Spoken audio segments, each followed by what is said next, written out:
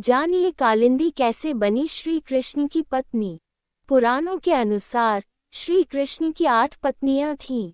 रुक्मणी, मित्रबिंदा, सत्या, जाम्बवंती, सत्यभामा, कालिंदी, भद्रा और लक्ष्मणा। सभी से कृष्ण ने गांधर्व विवाह किया था।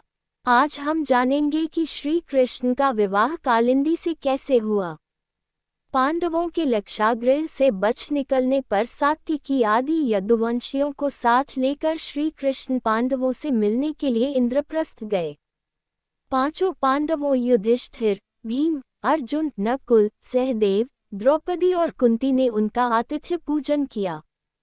इस प्रवास की अवधि में एक दिन अर्जुन को साथ लेकर श्री कृष्ण वन विहार के लिए निकले। जिस वन में वे विहार कर रहे थे वहां पर सूर्यपुत्री कालिंदी श्री कृष्ण को पति रूप में पाने की इच्छा से तपस्या कर रही थी। कालिंदी की मनोकामना पूरी करने के लिए श्री कृष्ण ने उसके साथ विवाह कर लिया। कालिंदी खांडव वन में रहती थी। यहीं पर पांडवों का इंद्रप्रस्थ बना था।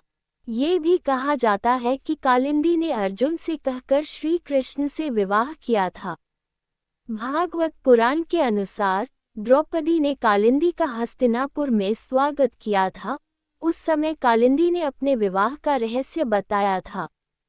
इसकी एक और कथा इस प्रकार भी है कि जब एक बार श्री कृष्ण और अर्जुन साथ में जंगल घूम रहे थे। कुछ दूर जाने के बाद वे प्यास बुझाने के लिए यमुना किनारे पहुँचे। वहां उन्होंने देखा कि एक परम सुंदरी तपस्या कर रही है। श्री कृष्ण ने अर्जुन से कहा, जाओ और पता लगाओ कि ये देवी कौन है और क्यों तपस्या कर रही है।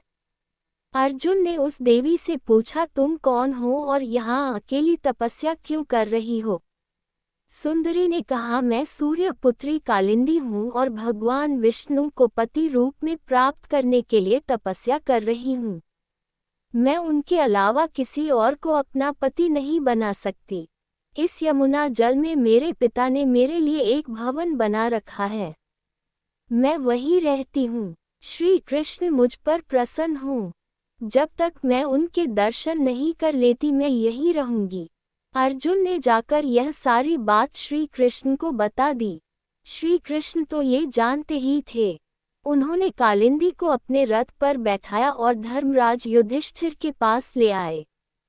कुछ दिनों पर श्री कृष्ण ने अपने सभी संबंधियों और परिवार के लोगों की अनुमति के बाद वे उसे द्वारका ले गए और वहां उन्होंने कालिंदी से विवाह किया। उस दौरान ही वे सात्विकी के साथ भी थे।